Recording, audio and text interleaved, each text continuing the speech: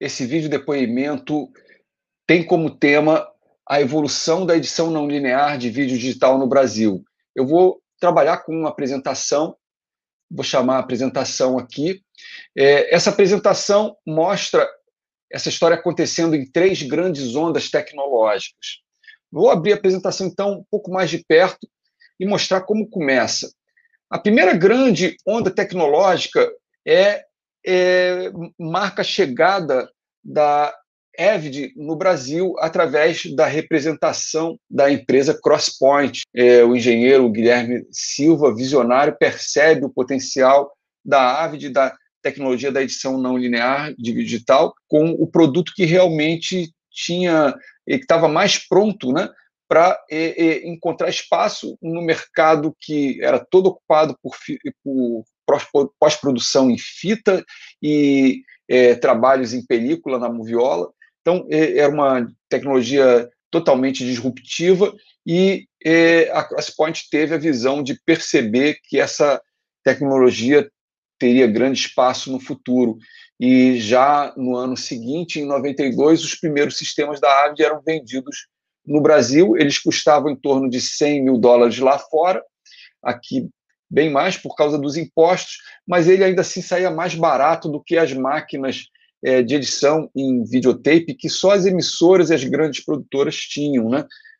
Bom, e seguindo essa tendência, a TV Globo, que sempre sai na frente tecnologicamente, especialmente nesse período, ela, em 93, já adota o Avid em 2 produtos nobres, né? O programa Você Decide e a novela Mapa da Mina, que teve seus 3 últimos capítulos editados no Avid, mostrando que a tecnologia nova permitia editar em 1/3 do tempo do que a tecnologia anterior, que era edição por fita. Bom, no cinema também, a gente vê logo em seguida o Cacá Diegues editando o seu filme Veja Essa Canção, num Avid Media Composer 800, e finalizando o filme em vídeo e depois usando o processo de kinescopia para passar para a película. Não teve a conformação em filme, que já era possível nessa época com o produto da Avid Film Composer, e essa experiência acabou sendo feita mais adiante por outros cineastas. Nesse período aí dos anos 90, a gente vê, então, a consolidação da liderança da Avid em Hollywood, nos mercados mais nobres. Ela ganha Oscar técnico, né, da academia, mas a verdade é que havia um mercado que pedia produtos ainda mais acessíveis, e esse mercado acabou encontrando na solução Final Cut Pro, lançada pela Apple em 1999, aquilo que elas sempre pediram, ou seja, um software que custava $1.000, mas tinha todos os recursos profissionais de edição, numa forma até bastante sofisticada, inteligente, limpa, como são as coisas da Apple, e que para rodar bastava ter um Macintosh. Na verdade, um iMac DV era a máquina considerada ideal, porque não só ela tinha a condição de rodar bem a edição no formato mini DV, que era a coqueluche da época, mas também tinha as portas digitais que permitiam comunicar-se com as máquinas que rodavam, né, as fitas digitais desses formatos que na época eram tão usados. A Avid, por outro lado, continuou ali sua expansão no Brasil, e então, no ano de 2002, nesse mercado, vamos dizer assim, mais nobre, a Avid já tinha em torno de 1.000 sistemas vendidos aqui no Brasil, um marco importante.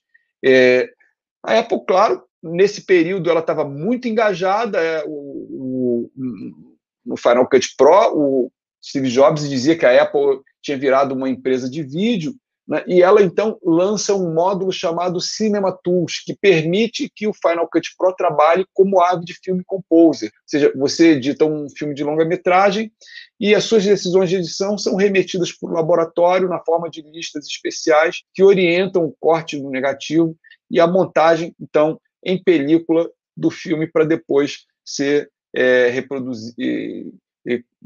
copiado e exibido nos cinemas.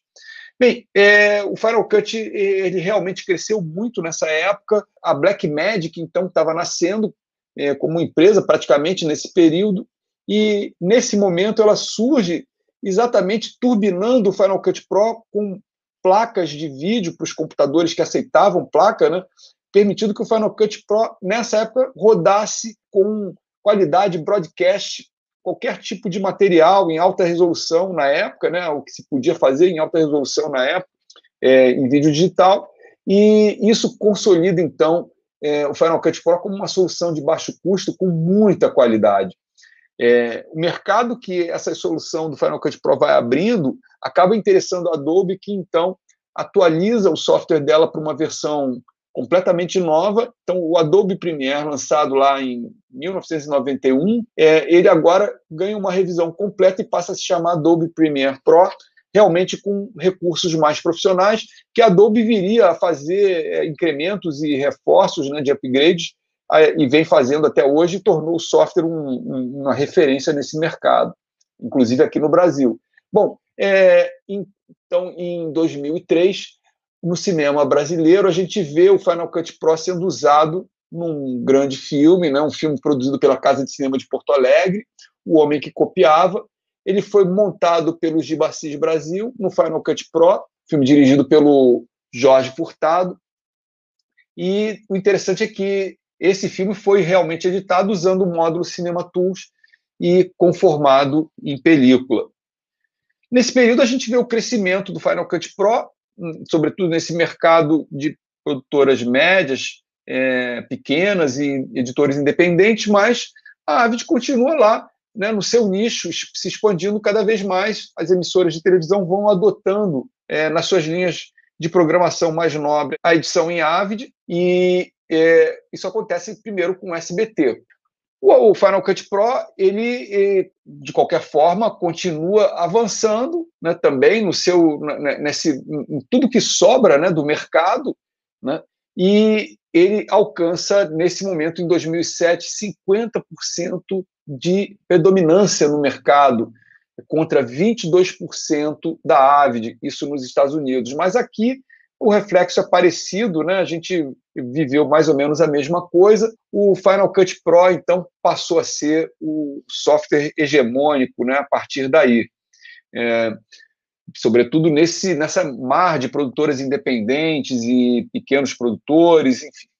A Avid continua, então, também, por outro lado, né, avançando nesse seu nicho de high-end, né, de mercados com uma produção de televisão, emissoras, e em 2009 a Record também adota o Avid na sua linha de telenovelas.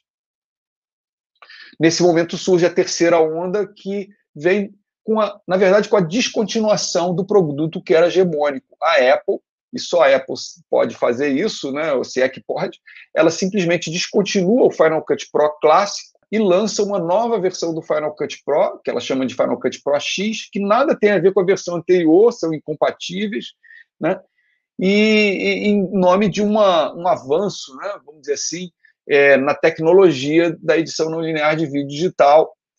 Mas o mercado não entende assim, fica muito revoltado e acaba se voltando para soluções dos seus competidores, a Avid e a Adobe. Essa onda vai avançando dessa forma, pulverizando, né, a produção nessas soluções, até que, então, em 2013, 100% das telenovelas brasileiras são editadas no Avid. Nesse momento, então, a Avid consolida sua posição nesse mercado, vamos dizer assim, de grandes empresas. O último elemento importante nessa história é o surgimento do módulo de edição do programa DaVinci Resolve, que, a essa altura, é um programa comprado pela Blackmagic, que virou uma empresa enorme na área de vídeo digital, super importante, com câmeras, placas, conversores, uma coisa incrível, e ela tem esse software que era só para edição, para correção de cor, né, color grading, e aí, então, ela adiciona esse módulo e esse programa passa a ser, então, o último grande competidor nesse mercado, nessa última onda, que é a onda que a gente está vivendo nesse momento.